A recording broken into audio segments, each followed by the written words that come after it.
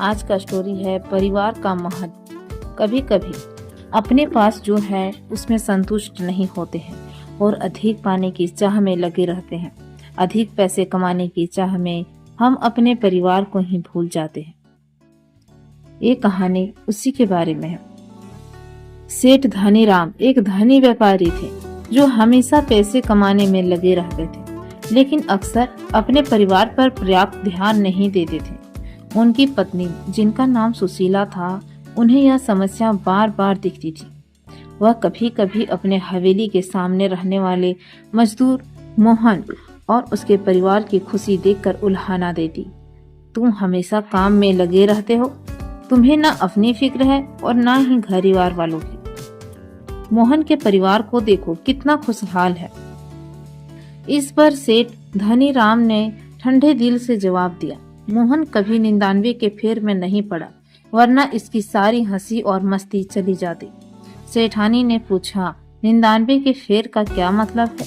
सेठ जी ने कहा, मैं तुम्हें अभी नहीं बल्कि सही समय आने पर यह सब कुछ समझा दूंगा।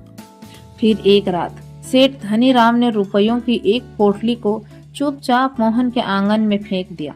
सुबह होते ही मोहन का ध्यान उस पोटली पर पड़ा और जब उसने वह पोटली खोली तो वह देखकर वह बेहद खुश हो गया। पोटली में 99 रुपये थे। सभी परिवार के सदस्य, बच्चों से लेकर बड़ों तक ने उस पोटली के रुपयों को गिनने शुरू कर दिए। सभी विचार करने लगे कि इसमें जो 1 रुपया कम है उसे भी कमा कर 100 रुपये पूरे कर लिए जाएं। इस प्रक्रिया में सब ने मिलकर मेहनत करने का निश्चय किया और पैसे बचाने का संकल्प लिया। कुछ ही समय में 100 रुपये भी पूरे हो गए, लेकिन इच्छाएं और उपेक्षाएं बढ़ गई उनका। अब मोहन, उनकी पत्नी और उनके बच्चे रुपयों को और भी बचाने के लिए व्यस्त रहने लगे। वे रात को सबसे देर से आते और थके मांदे ही सो जाते, फिर सुबह को फिर से काम पर निकल पड़ते। इस नियमित और मेहनती जीवन ने उन्हें अपने मालिकाना विचारों से दूर कर दिया। अब वे ना ही अपने परिवार से वक्त बिता पा रहे थे और ना ही हंसी मस्ती का आनंद ले पा रहे थे। एक दिन जब सेठ जी ने उनके इस परिवार के परिवर्तन को देखा तो उन्होंने सेठानी से कहा, इसे ही कहते हैं 99 का फेर।